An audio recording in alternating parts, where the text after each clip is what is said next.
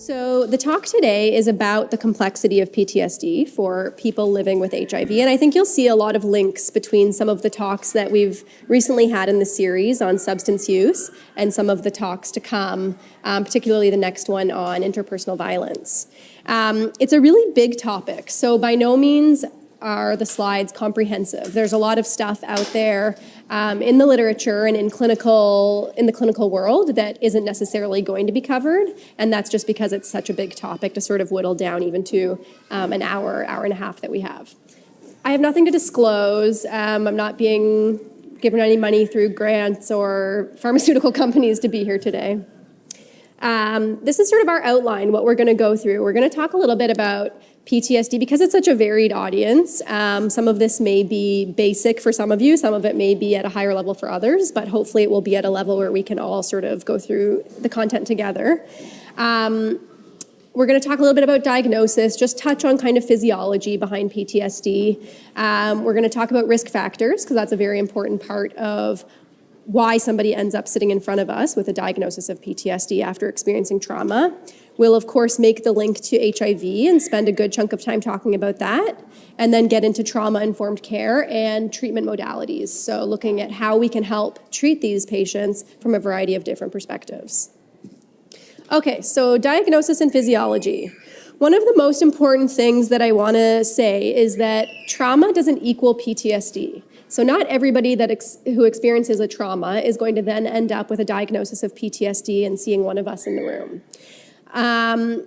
Surveys sort of show us that about 60% of the general population experience at least one criterion A trauma in their lifetime. So that could be any number of traumatic experiences. But that's a majority of the population. And then you compare that to the prevalence of PTSD, which sits closer in the sort of 7, 8, 10% range, depending on what studies you're looking at. It tells us pretty clearly that the number of people actually experiencing trauma is a lot bigger than the number of people who then come to us with a diagnosis of PTSD. Which tells us a little bit that, in certain studies you'll read or people you talk to, PTSD is sort of understood as a disorder of recovery because all of these people experience trauma, and yet only a certain percentage of them end up getting a diagnosis. And then that's where the risk factors really come into play. Who are the most vulnerable? Who are the people that end up suffering as a result of the trauma? When you look at the literature, and some of this is from the US, most common precipitating traumas, so for men, combat, and for women, it's sexual assaults. This data is from the National Comorbidity Survey that's a little outdated now. I think it's from 2000, and it's again a US sample, but the numbers translate pretty well over into the Canadian population, maybe minus some of the combat. But this graph really represents what I've just said, that trauma doesn't equal PTSD, and that there are certain types of trauma that put people more at risk for developing PTSD. So in pink, you'll see the actual trauma, so percentage of the population that actually experienced that type of trauma, and then the yellow is the percentage of those people who then met criteria for PTSD. So you can see rape and combat come out as really the two most common traumas to then lead to a diagnosis of PTSD versus, a 25%-ish of people witnessing a trauma, but then a much smaller percentage of those individuals who then go on to actually meet criteria for PTSD. So one does not equal the other, but obviously related. We're not going to walk through all of the DSM criteria because that's a little boring, and most of you probably know them to a certain extent. Within DSM-5, there were some changes from DSM-4. So PTSD was moved from the anxiety disorders category into its own trauma and stressor-related disorders, with a few other disorders in there. They shifted around the criteria a little bit. They removed from the criterion A the fact that the trauma had to be accompanied by a sense of fear, hopelessness, and terror, fear, hopelessness, and something. There were three things that the person had to have experienced with the trauma in order to meet criterion A. They got rid of that in DSM-5, thinking that those weren't actually very helpful predictors in terms of who might end up with a diagnosis of PTSD. But there's essentially 20 symptoms or 20 criteria that somebody may experience, and any combination of those can end up with a diagnosis of PTSD. So it's a heterogeneous diagnosis. No two people look the same, as with all of the illnesses we treat. So we'll just sort of walk through the different clusters of symptoms so that we have a good understanding of what different things to look for in patients that we see. So of course you have to have had exposure to trauma. That can be either experiencing the trauma yourself or witnessing a trauma.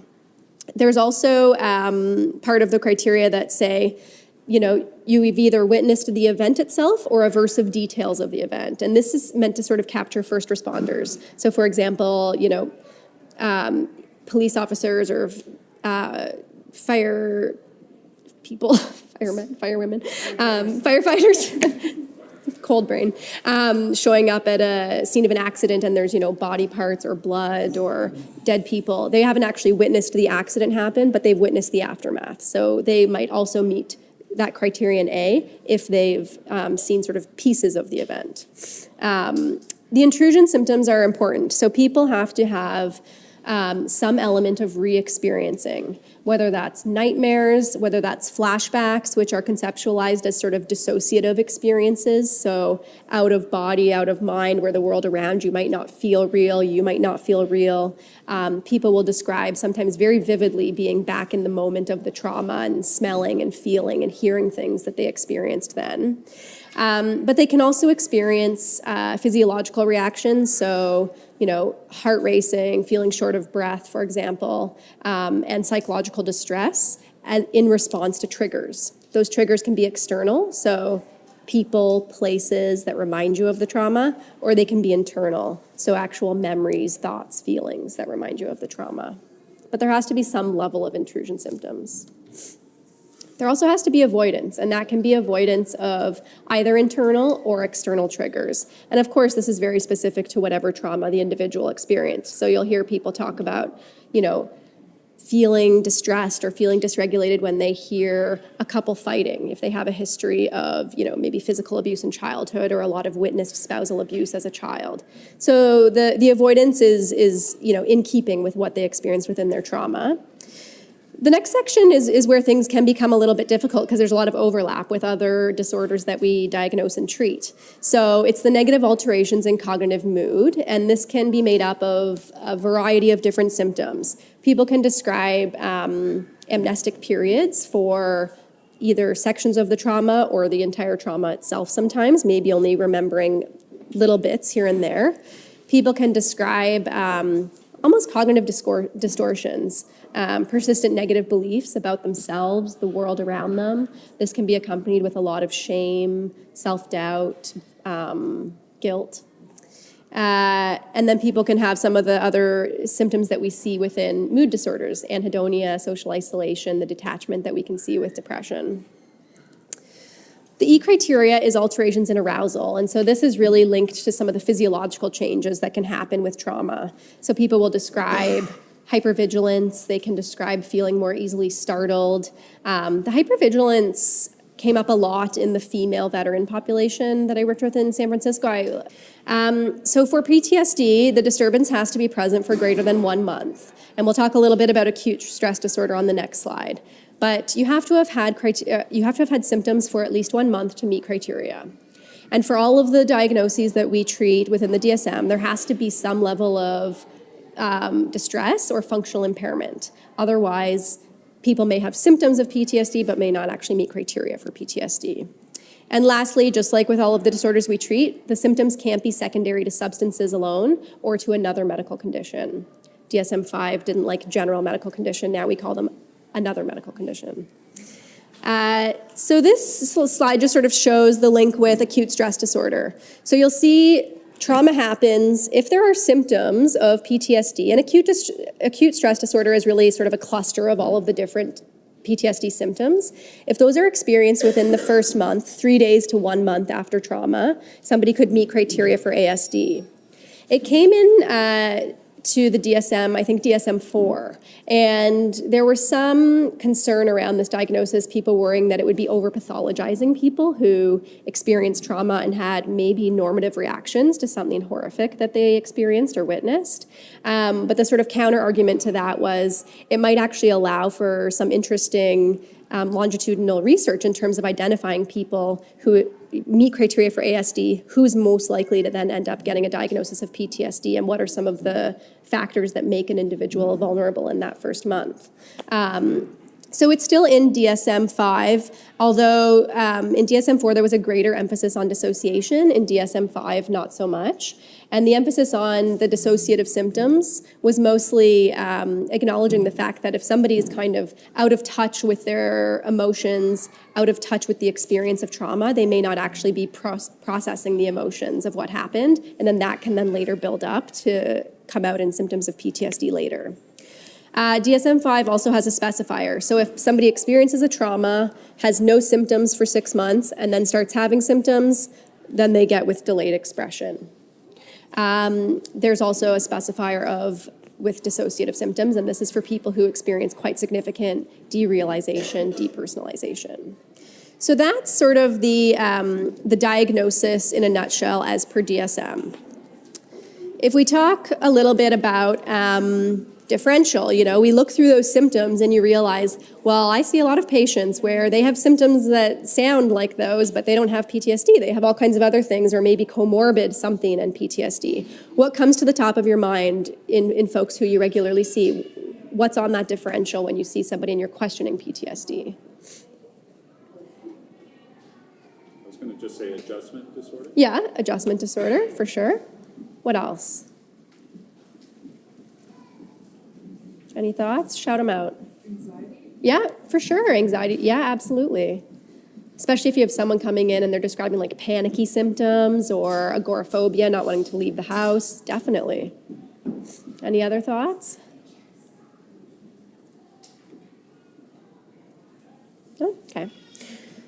So it can be vast, right? I mean, substance use, borderline personality disorder. We see folks often who have extensive trauma histories. They can present with dissociative type symptoms, impulsive type behavior. Some of that can feel like PTSD. There's overlap with depression, with anxiety disorders. So there's actually quite a broad differential that when we have somebody sitting in front of us and they're giving us this extensive history of trauma, that we need to be sort of thinking about all of the potential different things that this person might also be experiencing. And we know from comorbidity studies, and this is again from the NCS study, PTSD is highly comorbid with a lot of other Axis 1 doesn't exist anymore, but Axis 1 conditions that we see and treat. So this is teased out men and women, but you'll see a major depressive episode. Upwards of 50% of people who have PTSD also meet criteria for an MDE. And then particularly in the male population, you see substance abuse and alcohol abuse come out as highly prevalent. Oftentimes when you hear the narrative, it's to sort of self-medicate the symptoms of PTSD, but they end up sort of leaning into sort of this abuse dependence pattern where the drug or the alcohol becomes almost as much or more of a problem than the actual underlying PTSD. The physiology and, can you see that? Yeah, a little. And this is sort of the basics. But if we look at the system within our body, the HPA axis is very important, the hypothalamus, pituitary, adrenal axis. So when we see stress in our environment, we're walking in the desert and we see a lion. Are lions in the desert? Whatever. We see something scary. Our body reacts, right? Cortisol levels shoot up. All of these different brain areas in our brain light up. We recognize that this is something to be scared of, and we want our body to physiologically respond to that. Fight or flight instincts kick in. So this sort of HPA process happens. Cortisol gets released from our adrenal glands, which sit just above the kidneys. And cortisol is a hormone that really allows us to be agile and adaptive. It shuts down other parts of our body so that we can function in a fight or flight situation. So it actually dampens the immune system. It dampens other processes that aren't as important in that moment where you're trying to get away from whatever's frightening in front of you. With acute stress, the cortisol levels shoot up because we want our body to react. With chronic stress or chronic exposure to trauma, we actually see this hypocortisol state, which then has all kinds of negative sequelae for different physiological functionings within our body, including with our immune system, which becomes very important when we look at an HIV population. Certain brain areas that are particularly involved in PTSD, and there's been a lot of research that's been done in this area. So the amygdala is a very primitive area of the brain that's involved in our detection of fear in the environment. The thalamus is sort of a communication center. The anterior cingulate gyrus, this is an area of the brain that's very involved in emotion regulation and autonomic function, so heart rate, blood pressure, all of these things that are really important when we're, running from the lion or running from something very scary to us. This slide is sort of highlighting some of what I've already said, but really kind of outlining from a neuroendocrine, neurochemical, neuroanatomic standpoint, what are some of the changes that we see in the body after somebody has experienced trauma. Some of these changes are more profound when somebody has experienced repeated trauma, but we can see that hypocortisol state, the CRH, the corticotropin-releasing hormone, is involved in that process of releasing cortisol, and it can actually cause hippocampal atrophy. The hippocampus is a part of our brain that's really involved in memory, so it helps us encode memories and then retrieve them later. So if there's changes to this anatomical structure, you can understand why people would have either amnesia related to a trauma or difficulties then retrieving memories later on or having intrusive memories resulting from the trauma. We see changes in neurotransmitters that we know are important for a lot of the different disorders that we treat. So we see upregulation of dopamine, of norepinephrine, and of glutamate. And these are all excitatory neurotransmitters. So these make people feel more vigilant, more hyper-aroused,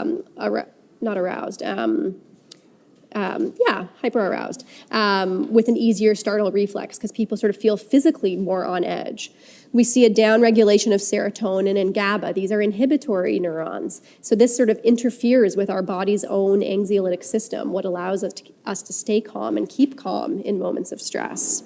And then we see, as I talked about, some of these change in the neuroanatomy that really interferes with our ability to discriminate threat. So when there's changes to the amygdala, changes to the hippocampus, we might see something really benign in our environment and we misinterpret it as a threat. Or we might have a threat right in front of us and we misinterpret it as benign. So it interferes with that discrimination.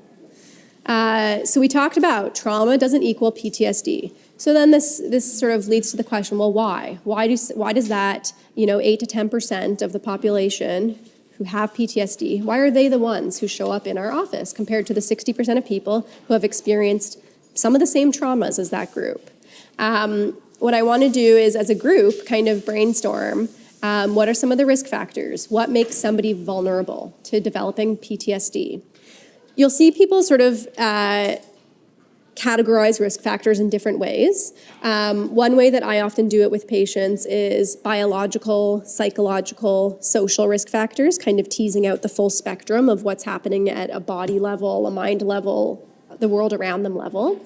The other way with trauma that's sometimes helpful to tease things out is pre-trauma, what put this person at risk, peri-trauma, what about the trauma itself puts them at risk, and then post-trauma, what was there or not there that then led to a diagnosis of PTSD. The next two slides are really sort of some of my thoughts and pulled from the literature of, the pre-trauma, peri-trauma, post-trauma, and then it's just organized in a different way, biological, psychological, social. But you really pulled out some of the most important things. So that biological predisposition that you mentioned isn't on mine, but should be there. And it's very linked, I think, to the family history in terms of genetics, and that, of course, is then linked to the nurture side of things and attachment and coping and self-soothing and all of that. Females tend to be more, females tend to be, PTSD tends to be more prevalent in a female population versus a male population. The peri-trauma, so some of the things that do come up in the literature and that we see in our clinical experience, trauma that's more violent, if it's degrading, if it's protracted or repeated, and that sort of speaks to the lack of control. Who said that? Did you say that? Yeah, exactly, and that, I think, sort of speaks to that lack of power, lack of control in the situation.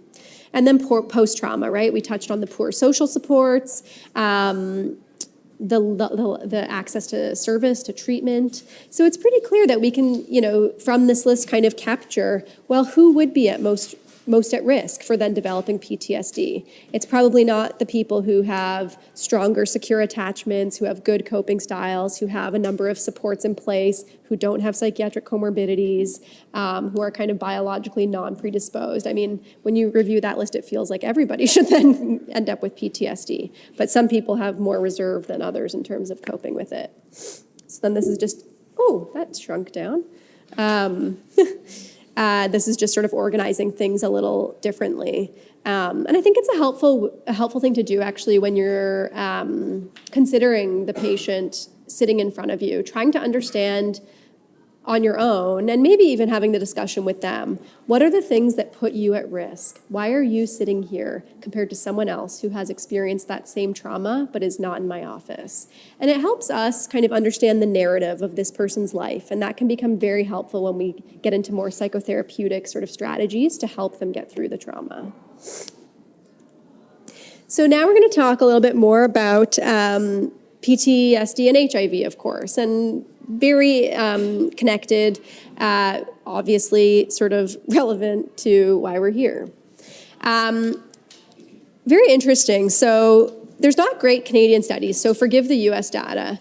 There's a few studies that have been done in the US that have actually looked at prevalence of PTSD in HIV positive versus HIV negative population.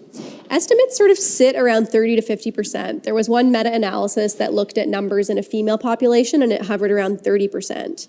Either way, when we compare that to the prevalence in the general population, we see that the folks that we see who are HIV positive are at kind of almost 3 to 5 times greater chance of having PTSD compared to the average non-HIV positive person. So this is an at-risk group for all kinds of different reasons.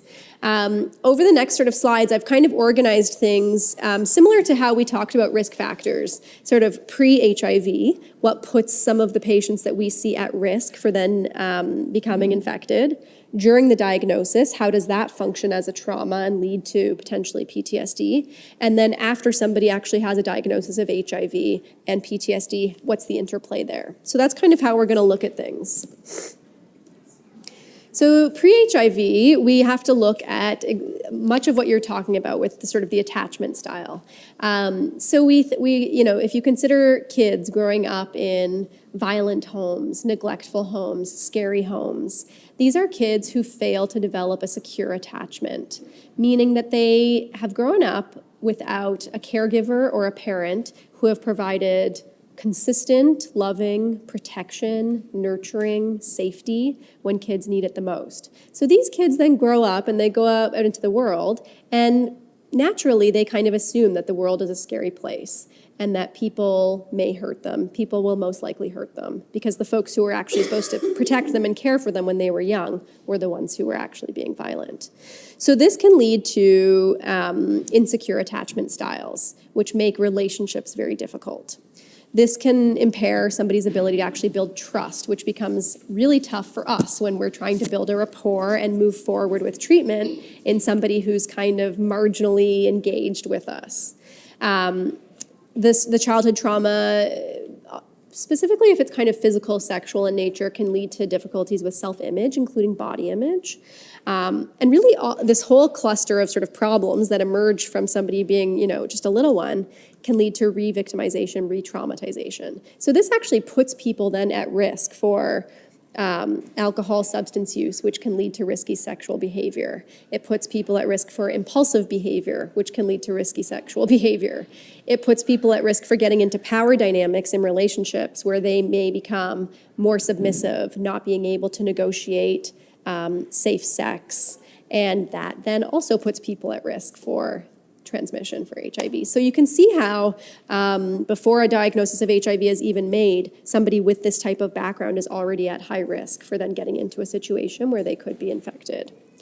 And this goes hand in hand with IPV, interpersonal violence, domestic abuse. So individuals who have a history of childhood trauma are also at higher risk for getting into a relationship with IPV. And there can be all sorts of circumstances within this context that can put a partner at risk for transmission of HIV. So whether that's direct forced sex, whether it's inability to negotiate condom use, whether it's if somebody does get infected, threatening to disclose status to other people in their life. So it can become this very tricky power dynamic that can lead somebody to be at high risk for actually contracting HIV. So these are some of the ways, before HIV even comes into a person's life, that trauma and PTSD can then put them at risk for transmission of HIV. With adherence, this is really well documented in the depression literature, that depression interferes with adherence to antiretrovirals. It's a problem. We see people's CD4 counts go down, viral loads go up, because they're so apathetic and unable to care for themselves from an HIV standpoint. It's terrible when we see that happen. Now there's more emerging literature that this is probably the case for PTSD as well. So we're seeing lower adherence to ARVs. Some of this could be comorbid depression. Some of that could be comorbid substance. Some of it could be dissociative type symptoms, people sort of losing track of time, forgetting that they're supposed to be taking medications. Some of it could be linked to trust, right? So after somebody's been traumatized, it's very difficult then to build rapport, get them on board taking medications that they need to take with good adherence for them to work. And then we know that PTSD can lead to some other health compromising behaviors. So people, not being as physically active, for example, as they should, or not having as good sort of sleep-wake cycle as they should. So there's a problem there with adherence that we need to kind of better understand, because it becomes a problem when you're trying to keep somebody well from a mental health standpoint, but also from an HIV standpoint. There's also some question about the physiological effects of trauma. So we talked a little bit about these chronic changes that we see in the body, and there are clear links between cortisol, the HPA axis, and the immune system. So is it possible that individuals who have, you guys have already touched on some of this sort of within the assessment itself. So we talked about the repeated assessments to build trust, making sure that we're paying attention to our mental status exams. So if there's some symptoms or content that the person doesn't want to talk to us about, what can we observe? I can observe hypervigilance. I can observe when somebody's easily startled or when they're sort of emotionally dysregulated in front of me. That's all stuff that I don't actually need them to share with me. I can see it in front of me. So being aware of what we can see, providing choices, right? These are the medications that I'm thinking of. What do you think? Do you want to take some time to read up on them? If we had to choose between these two, which one do you want to take? So allowing them to sort of be part of the process and feel like they actually have control over what's happening.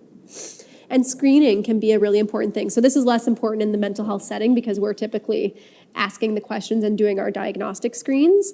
This is more in the sort of family physician or infectious disease setting. So the screening can be either PTSD screening, so the PCL, the PTSD checklist. There's a new one for DSM-5, and it's basically the 20 symptom criteria rated, I think, on a 1 to 4 scale. It's self-reported, so patients can do it kind of in the waiting room, for example, and then we score it. But it's an important sort of screener in terms of filtering out who might then need referral to mental health, and also to sort of monitor change over time. And the other really interesting element of screening is within interpersonal violence. And this is very cool because the next speaker in March is actually one of the researchers from Calgary who have been doing a lot of interesting work on interpersonal violence. And so the next talk will be all on that. But one of the studies that came out of the Calgary group, I think in 2009, was about actually implementing IPV screening within the HIV clinic. And they were finding prevalences of like 35% of the patients endorsing current or recent interpersonal violence. So like really high numbers. And their sort of end conclusion was that this should really be part of standard protocol in infectious disease or family physician clinics because the numbers are so high and they're pulling out people who are in need of sort of safety plan. Like high blood pressure or diabetes. It's not weakness, it's not failure. It's a medical condition that requires treatment, and sort of helping them understand the narrative and some of the risk factors that led to the diagnosis can be very therapeutic on its own. We treat comorbidities, of course, so if there's comorbid substance abuse, getting our addictions colleagues involved, like some of the people you've seen in the recent talks, Dr. Guimond or Dr. Lamba from St. Mike's, we often will sort of work with patients together because they can sort of help us manage the addiction side of things so that we can manage the PTSD side of things.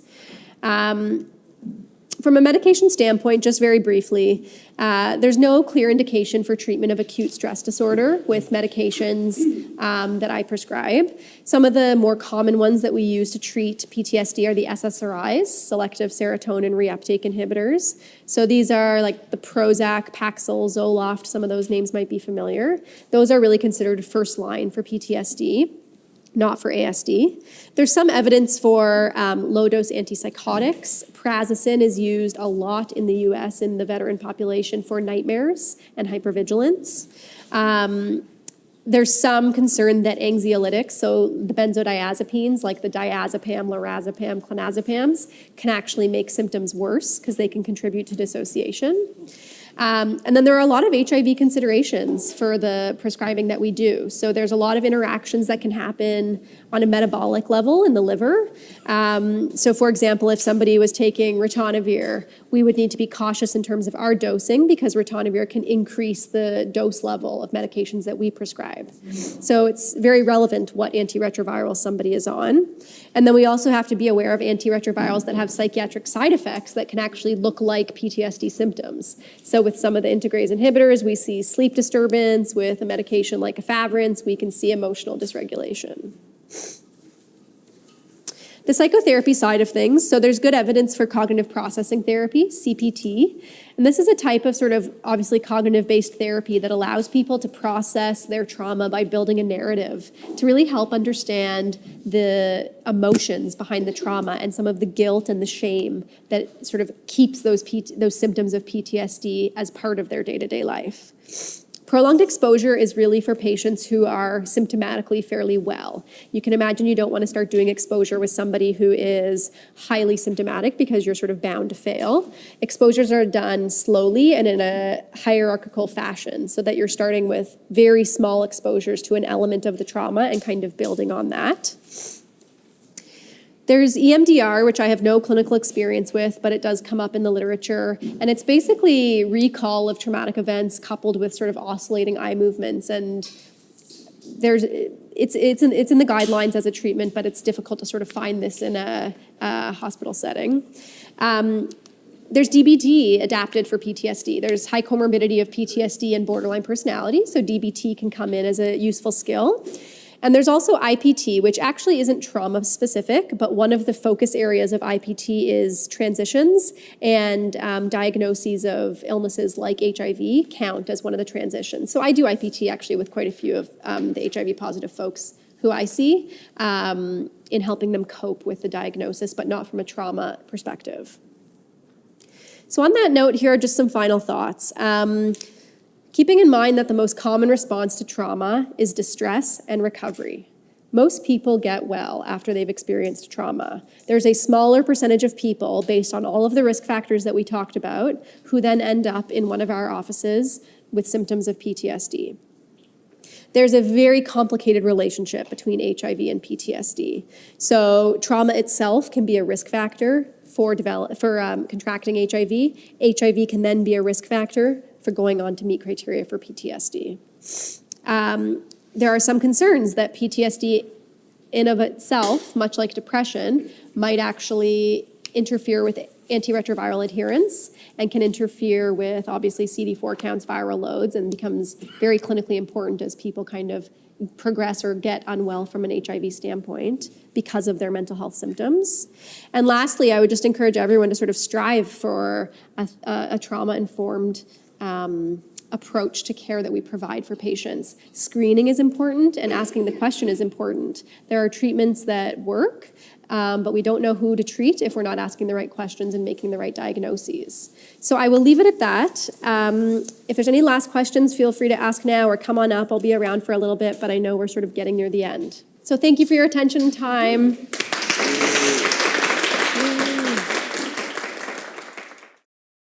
So the talk today is about the complexity of PTSD for people living with HIV, and I think you'll see a lot of links between some of the talks that we've recently had in the series on substance use and some of the talks to come, particularly the next one on interpersonal violence. It's a really big topic, so by no means are the slides comprehensive. There's a lot of stuff out there in the literature and in the clinical world that isn't necessarily going to be covered, and that's just because it's such a big topic to sort of whittle down even to an hour and a half that we have. I have nothing to disclose. I'm not being given any money through grants or pharmaceutical companies to be here today. This is sort of our outline, what we're going to go through. We're going to talk a little bit about PTSD because it's such a varied audience. Some of this may be basic for some of you, some of it may be at a higher level for others, but hopefully it will be at a level where we can all sort of go through the content together. We're going to talk a little bit about diagnosis, just touch on kind of physiology behind PTSD. We're going to talk about risk factors because that's a very important part of why somebody ends up sitting in front of us with a diagnosis of PTSD after experiencing trauma. We'll, of course, make the link to HIV and spend a good chunk of time talking about that, and then get into trauma-informed care and treatment modalities, so looking at how we can help treat these patients from a variety of different perspectives. Okay, so diagnosis and physiology. One of the most important things that I want to say is that trauma doesn't equal PTSD. So not everybody who experiences a trauma is going to then end up with a diagnosis of PTSD and seeing one of us in the room. Surveys sort of show us that about 60% of the general population experience at least one criterion A trauma in their lifetime. So that could be any number of traumatic experiences. But that's a majority of the population. And then you compare that to the prevalence of PTSD, which sits closer in the sort of 7, 8, 10% range, depending on what studies you're looking at. It tells us pretty clearly that the number of people actually experiencing trauma is a lot bigger than the number of people who then come to us with a diagnosis of PTSD. Which tells us a little bit that, in certain studies you'll read or people you talk to, PTSD is sort of understood as a disorder of recovery because all of these people experience trauma and yet only a certain percentage of them end up getting a diagnosis. And then that's where the risk factors really come into play. Who are the most vulnerable? Who are the people that end up suffering as a result of the trauma? When you look at the literature, and some of this is from the US, most common precipitating traumas, so for men, combat, and for women, it's sexual assaults. This data is from the National Comorbidity Survey that's a little outdated now. I think it's from 2000, and it's again a US sample, but the numbers translate pretty well over into the Canadian population, maybe minus some of the combat. But this graph really represents what I've just said, that trauma doesn't equal PTSD, and that there are certain types of trauma that put people more at risk for developing PTSD. So in pink, you'll see the actual trauma, so percentage of the population that actually experienced that type of trauma, and then the yellow is the percentage of those people who then met criteria for PTSD. So you can see rape and combat come out as really the two most common traumas to then lead to a diagnosis of PTSD versus, a 25%-ish of people witnessing a trauma, but then a much smaller percentage of those individuals who then go on to actually meet criteria for PTSD. So one does not equal the other, but obviously related.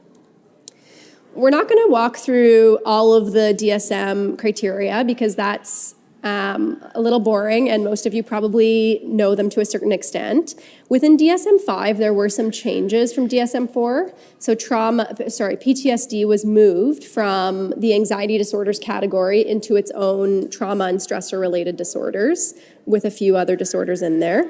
They shifted around the criteria a little bit. They removed from the criterion A the fact that the trauma had to be accompanied by a sense of fear, hopelessness, and terror, fear, hopelessness, and something. And there were 3 things that the person had to have experienced with the trauma in order to meet criterion A. They got rid of that in DSM-5, thinking that those weren't actually very helpful predictors in terms of who might end up with a diagnosis of PTSD. But there's essentially 20 symptoms or 20 criteria that somebody may experience, and any combination of those can end up with a diagnosis of PTSD. So it's a heterogeneous diagnosis. No 2 people look the same, as with all of the illnesses we treat. So we'll just sort of walk through the different clusters of symptoms so that we have a good understanding of what different things to look for in patients that we see.